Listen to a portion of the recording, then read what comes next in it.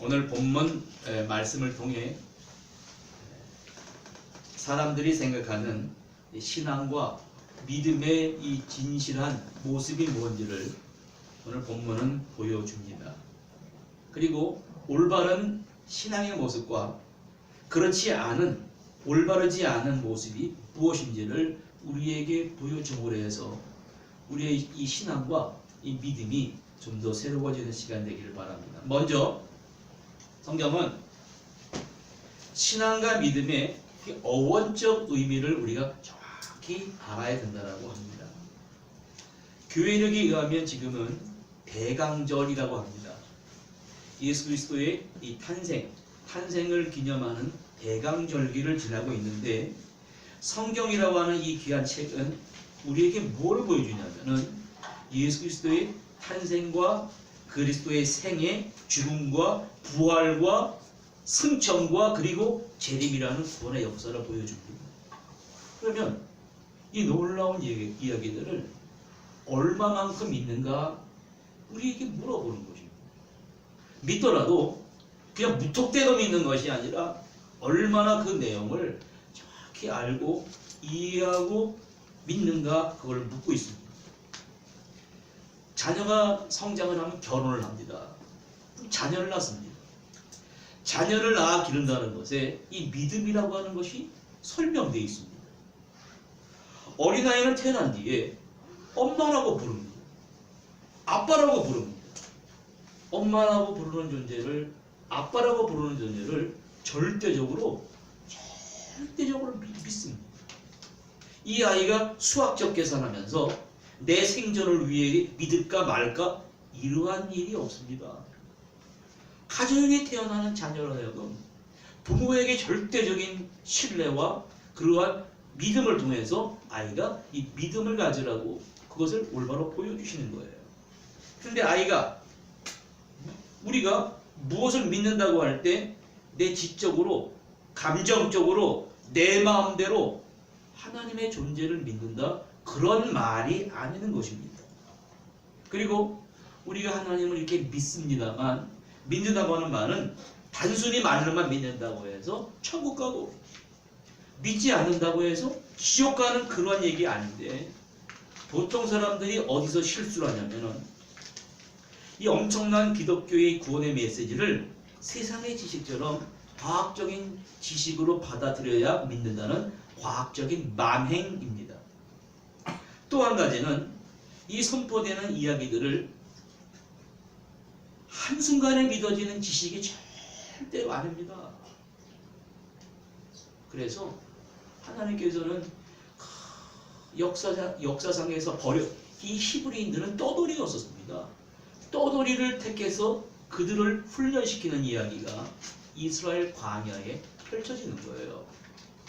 애굽왕 바로 밑에서 노예 생활하던 민족들을 모세를 불러서 출애굽시키고 광야에서 40년 동안 물을 먹여주시고 양식을 먹여주시고 모든 것을 책임져 주신 이야기를 그 후대에 뭐라고 그러냐면은 너의 후손들에게 이것을 기억하게 하라. 그 옛날 사건을 회상하라. 계속해서 들려주고 또 들려주고 또 들려주라는 얘기입니다. 모세가 지팡이를 들고 바다를 가르니까 바다가 쫙 갈라진 이야기는 시간과 공간을 초월하는 이야기입니다. 이 이야기는 실제로 일어났는지 과학적으로 증명할 수가 없는 책입니다.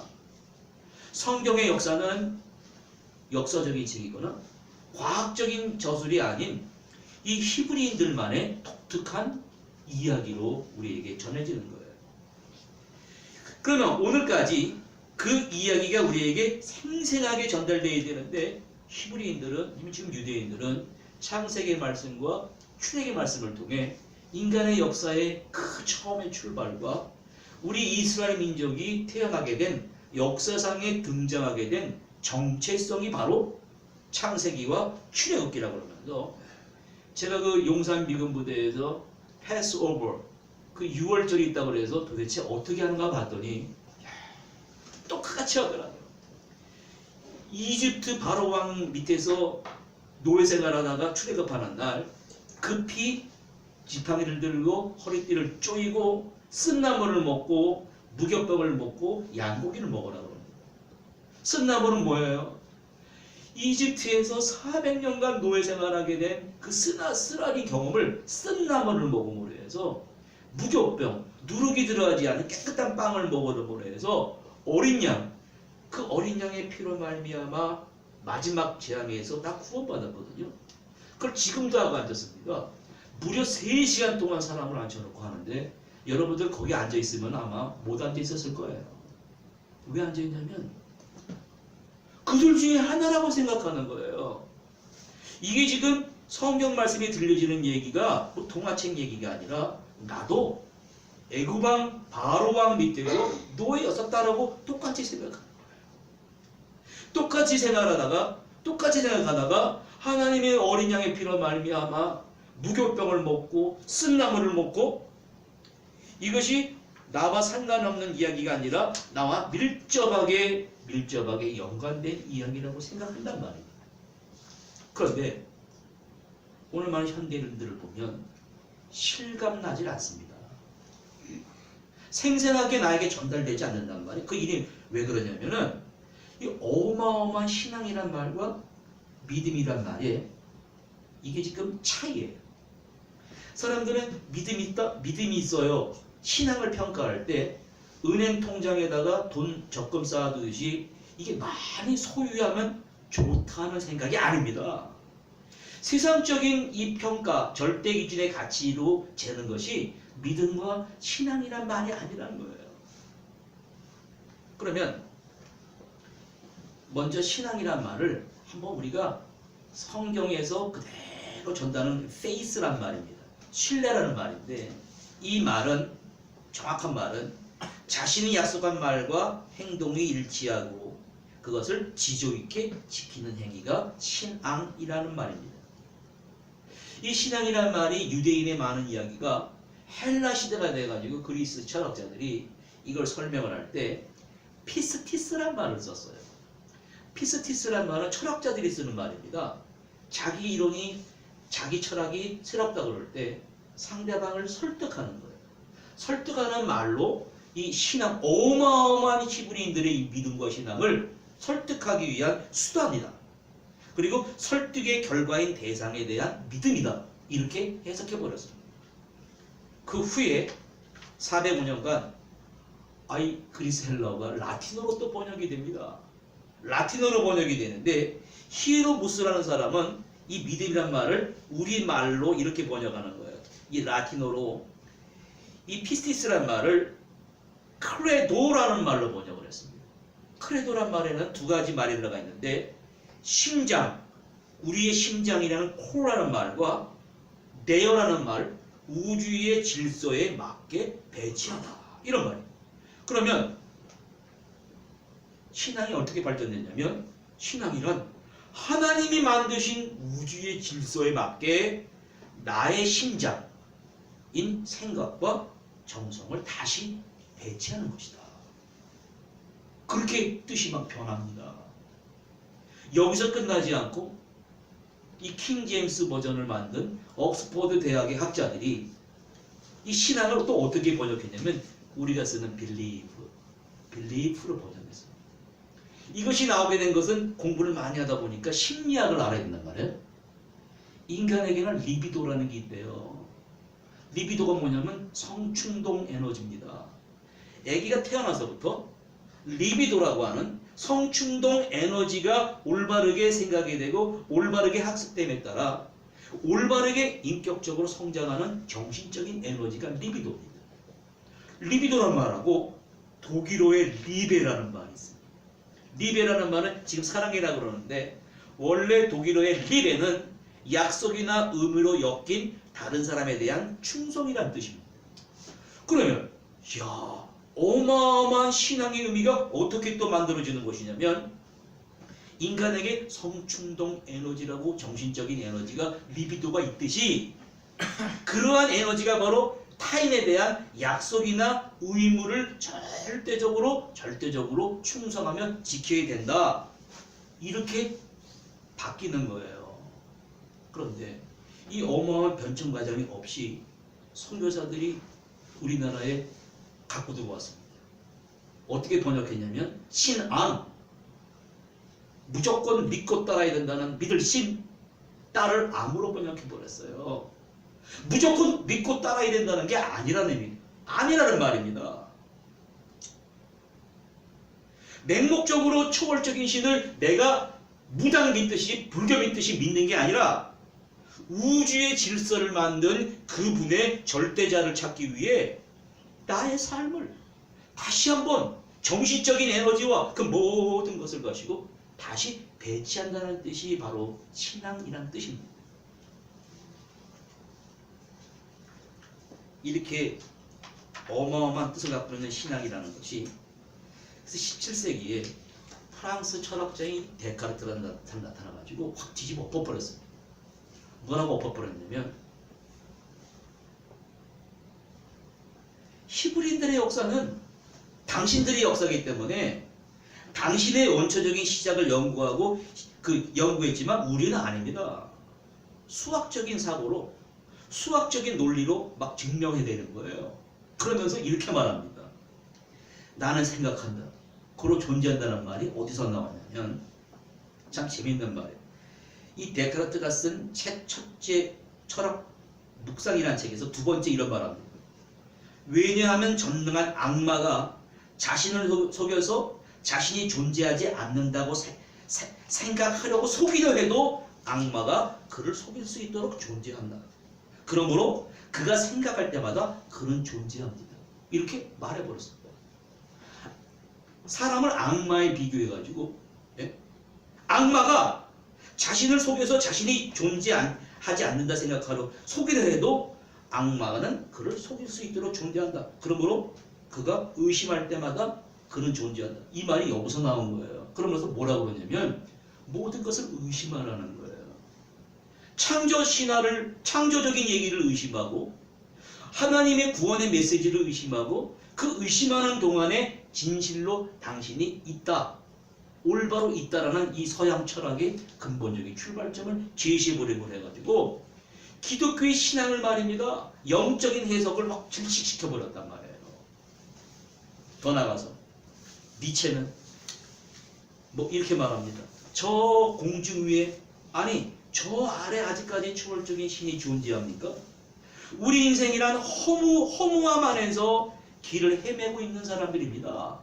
이렇게 말해버림으로 해서 그 이후로 인간은 신앙을 잊어버리고 엄청난 무서움과 의미를 상실한 분노와 악에 대한 두려움이 인간의 삶의 일부가 되면서 1차 대전이 벌어지고 아우슈비츠에 사람을 막 죽이고 보스니아 사태가 나가고 지금 4차 혁명 시대를 지나서 행복해 보이지만 묻지마 살인이 막 일어난다니까요. 도로를 몰고 가는데 차를 거꾸로 역주행하는 사람이 막 들어옵니다. 남의 얘기하는 게 아니에요. 자살률이 막 늘어나는 것입니다. 왜? 허무하다라는 거예요. 인간이 갖고 있어야 될 본질을, 신앙의 힘을 잃어버린 사람들에게 오늘 어마어마한 혼란이 주어지고 있습니다. 언제가 가장 힘들었냐면 역사상으로 신약과 구약과 신약이 갈라지는 그 집에 400년 동안에 있습니다. 이게 신구약 중간기라고 그러는데 이때 캄캄했습니다. 구약에는 그때그때마다 선지자를 보내주셔서 하나님 말씀을 대변합니다. 여호와의 말씀이 내게 임하니라 하면서 그 말씀을 들려줌으로 사람이 살았는데 400년간 들려오질 않았어요. 그 전엔 지중해를 중심으로 고대 근동쯤의 패권은 바벨론이 차지하고 페르시아가 차지하고 또 그리스가 차지하고 그리스를 무너뜨리고 로마가 세계의 주인이 되는 그때 보여주는 사건이 오늘의 말씀인 것입니다. 두 번째로 예수님은 이러한 혼란한 허무와 무서움과 두려움으로 살아가는 사람들에게 삶의 본질, 삶을 통해서 죽어있는 믿음이 아니에요. 살아있는 믿음을 이렇게 보여주시는 것입니다. 오늘 마태복음 14장에는 세 사건이 동시에 기록이 되는데 세례 요한의 활동과 또 오병이어의 사건과 또 예수님이 물 위를 걸으시는 이야기입니다. 이것은 계속해서 신비하게 이어지는 예수님의 스토리인 복음인 것입니다. 우리가 잘 알다시피 예수님과 세례 요한은 6개월 차이로 세례 요한이 먼저 태어났어요. 세례 요한의 어머니와 예수님의 어머니는 서로 자매지간입니다. 서로 언니 동생 하는 사이란 말이에요. 근데 언니가 세례 요한을 낳고 동생이 마리아를 낳았단 말이에요. 그러니까 자랄 때도 예수님과 세례 요한은 형제지간처럼 마치 막 같이 자라났습니다. 그러나 먼저 세례 요한이 하나님 나라 운동을 시작했습니다. 회개하고 복음을 믿으라 하고 막 수많은 사람들을 물로 세례를 주고 할 때 그때 복음이라는 말은 세례 요한이 처음 쓴 말이 아닙니다. 이 말이 원래 로마 영어예요. 이게 무슨 말이냐면 로마가 세계를 이제 지배했습니다. 패권을 차지했습니다. 그래서 로마의 황제의 시작을 알리는 전령들을 세계 각국에 다 보냈습니다. 그게 유앙겔리온이란 말이에요. 유앙겔리온은 라틴어 이반젤리움이란 말이에요. 이 영어가 이반젤리스트, 복음이 바로 여기서 나왔습니다. 이게 원래 어떨 때 쓰는 말이냐면 지금까지 왕은 다 가짜라는 거예요. 바벨론의 왕도 가짜고 페르시아 왕도 가짜고 그리스 알렉산더 가짜고 로마 황제 시저가 진짜다. 그러면서 로마 황제가 전령을 말을 타고 보낼 때 손에 뭘 들려보내냐면은 사면장을, 이게 유앙겔리온입니다. 이게 좋은 소식입니다. 좋은 소식을 가지고 가가지고 식민지 백성들에게 야! 로마 시저 왕자는 신이다. 무릎을 꿇어라. 그 증거가 뭐냐면 좋은 소식 갖고 왔다는 거예요. 유앙겔리온이. 그게 뭐예요? 그러니까 감옥에서 제일 악한 죄수를 석방을 시켜주는 사면장이 바로 유앙겔리온입니다. 그게 좋은 소식입니다. 그래서 사람들은 이야, 그 복음이라는 말이 바로 갑작스러운 석방과 함께 놀라는 거예요. 기뻐하는 거예요. 그러면 신약 성경은 뭐냐면은 예수님의 일생은 뭐냐면 마치 로마 황제가 식민지 지역에 사는 죄수들에게 죄수를 석방하는 사면장과 같은 그러한 복음을 들고 오신 분이 예수 그리스도다. 그렇게 말합니다. 그런데 로마 황제가 돈이 많습니다. 권력이 많습니다. 그가 선포한 유앙겔리온 복음과 예수님이 전한 복음은 다르단 말이에요. 전혀 다르단 말입니다. 어떻게 다르냐면 예수님에게 세례를 지은 의로운 세례 요한이 헤롯이 자기의 남동생의 아내를 자기 아내로 가로챘습니다. 그 분류를 막 지적했습니다. 옥에 갇혔어요. 옥에 갇혔는데 세례 요한이 자기의 제자를 예수님에게 보내서 뭐라고 그러냐면 메시아가 당신 맞습니까? 아니 로마 황제는 유앙겔리온 좋은 소식을 가지고 감옥에 갇혀있는 사람을 구원해냈는데 왜 나는 안 구원해냅니까? 당신이 진짜 메시아 맞습니까? 이게 물어보러 보내야 되는 거예요. 그러면 복음은 그런 게 아니라는 거예요. 복음의 의미는 세례 요한은 너는 여기까지다. 너는 여기까지 예수 그리스도를 위해서 그의 길을 예배함까지 마치고 순교하는 게 복음입니다. 그래서 세례 요한이 뭐라고 그럽니까? 그분은 흥하고 나는 망해야 됩니다 하면서 세례 요한은 여기 갇힌 채 술과 춤에 무용에 취한 채 이 춤추는 살로메에게 의해 농간에 의해 목이 잘리고 말았습니다. 충격을 받은 예수님은 그 얘기를 듣고 잠시 몸을 피한 게 바로 오늘 이야기예요. 그러면 그 어마어마한 돈과 권력 앞에 무참히 무너지는 게 우리의 모습이 됩니까? 그거 아니지 않습니까? 복음이라는 게 어디 갔냔 말이에요. 복음의 위력이 나타내야 될 거 아닙니까? 그걸 오늘 보여주시는 거예요. 그러니까 우리는 지금까지 복음의 위력을 어떻게 알았는지 모르겠지만 오늘 말씀을 통해 이 위력이 우리 삶 속에 나타나야 됩니다. 예수님은 세례 요한이 한 말을 늘 기억했습니다. 세상 죄를 지고 가시는 하나님의 어린 양을 보라. 맞아요. 예수님은 이 땅에 오셔서 늘 공생의 기간 동안 말씀하십니다. 인자가 곧 대제사장과 바리새인들의 버림을 받고 십자가에 죽고 사흘 뒤에 살아난다. 이 놀라운 이 메시지를 행동에 옮긴 삶이 바로 예수님의 삶이었습니다. 그런데 이것이 복음이라는 거예요. 이 복음을 믿으라는데 사람들의 관심사는 그게 아니란 말이에요. 사람들의 관심사는 인기입니다. 좋은 평판이란 말이에요. 내 빈 주머니를 채워달라는 것입니다. 우리는 승리의 메시아를 기다리는 거예요. 다윗처럼 막 팔레스타인의 적들을 가나안 족속들을 엎고 로마를 엎고 승리의 메시아가 와야 되는데 고난의 메시아 우리는 원치 않는다는 거예요. 바로 그러한 사람들에게 신앙인이 가져야 될 복음의 위력을 오늘 보여주신단 말입니다. 지금 제자들도 말입니다.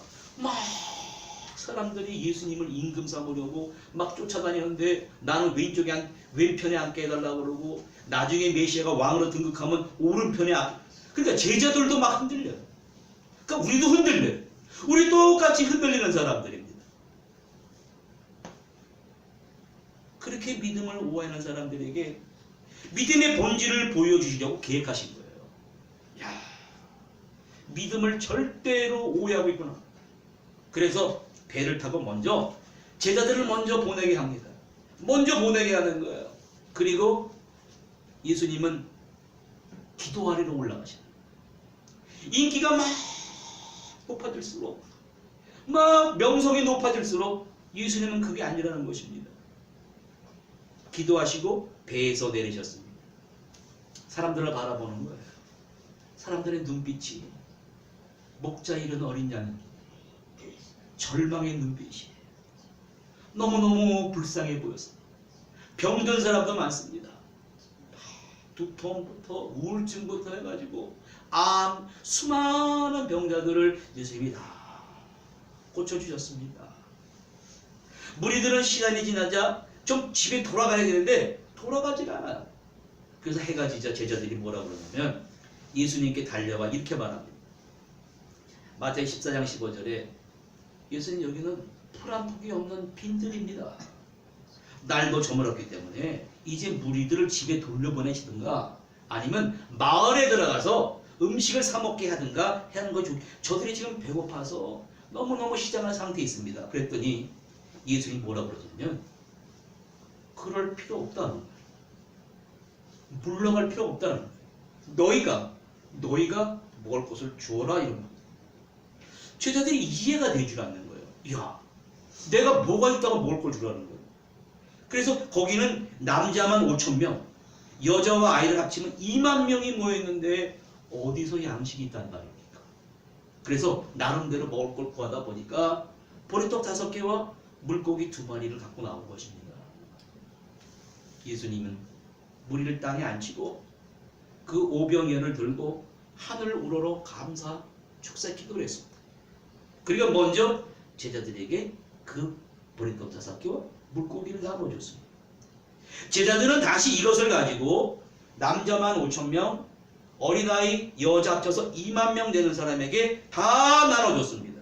성경은 어떻게 전하냐면 20장 21절에 모두 배불리 먹고 남은 부스러기 빵을 모으니 12강주리에 가득 찼게 됐다는 거예요. 그러면 오늘 이 사건이 여러분과 저에게 주는 교훈이 뭐냐 말이에요.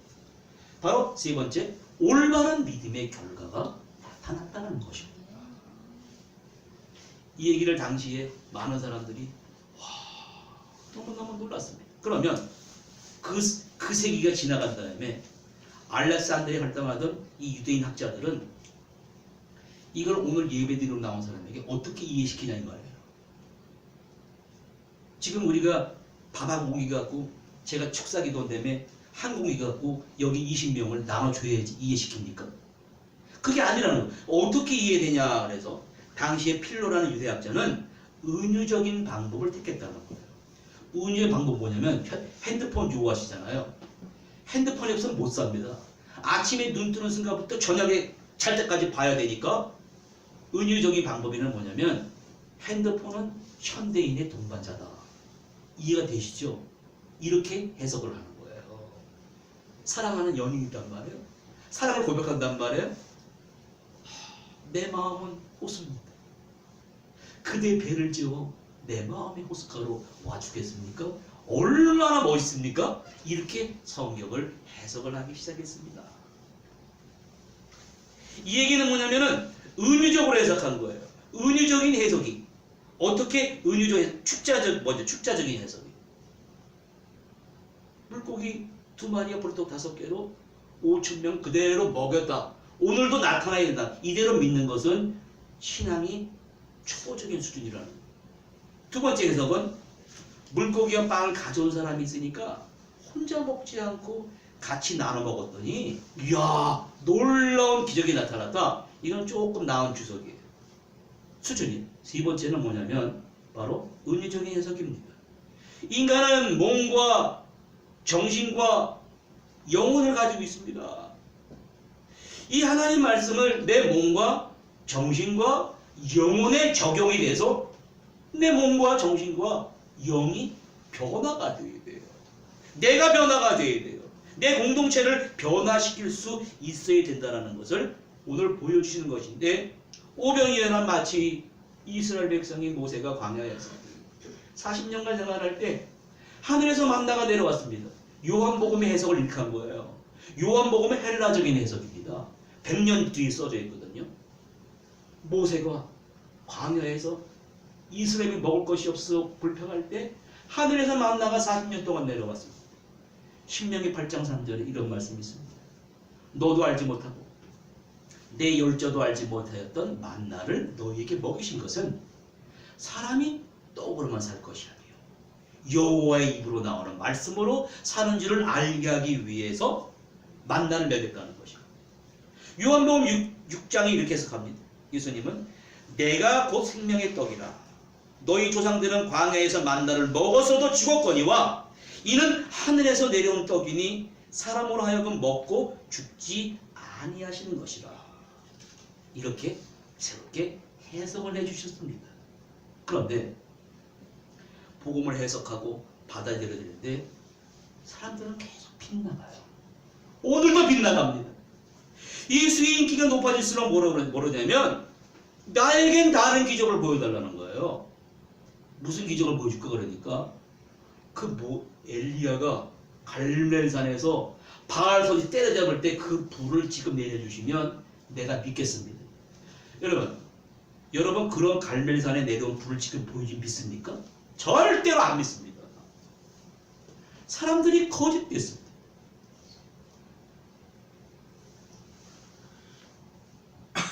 예수의 인기가 높아질수록 예수님 뭐라고 그러냐면 내가 너에게 보일 표적은 뭐라고 그러냐면 한 가지밖에 없다. 요나의 표적밖에 없다.